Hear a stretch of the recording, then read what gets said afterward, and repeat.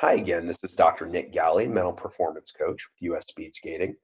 And in this video, I want to talk to you a little bit about something called imagery.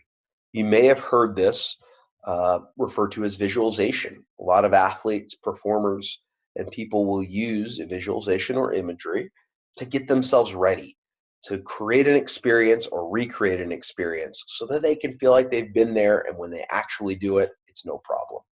Athletes use imagery a lot, and in sports psychology, this is a tool we use quite a bit. So if you're going to use imagery, and I advise that you do, the first tip that I would have for you is make it go beyond the sight. I know we call it visualization, but really it's about using all of your senses. And some senses matter more for certain sports than others. So of course we have our 5 basic senses here. Sight will always be important, and I would argue that sound is usually important too. So what are the sights and sounds that you associate with the experience? Taste may or may not be, smell may or may not be, and the tactile sense may or may not be. But one sense that is really important is this sixth sense. That's the proprioceptive sense. Really not just seeing and hearing what's happening, but feeling it in your body. Again, we're trying to make the imagery as close to reality as possible. Another aspect that's not really a sense, but that I advise all of my athletes to do is to really try to get themselves in the same emotional place as they might be during the real experience. So generate some anxiety, generate some excitement. Whatever it is that you might feel in that race, you need to be feeling it as much as you can during the imagery.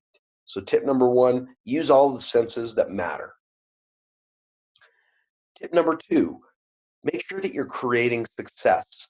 Sometimes, and it's normal, when we try and see ourselves or imagine ourselves, we, especially if it's something that we haven't done before, our mind goes toward failure or mistakes. And in some ways, that's okay. But my advice to you would be to not end that imagery session until you've gone back, hit the rewind button on your imagery, and seen yourself have some success. Maybe that means today, whatever that skill is that I'm failing at in my mind, I need to go away from that and imagine myself achieving and seeing success in something a little more simple.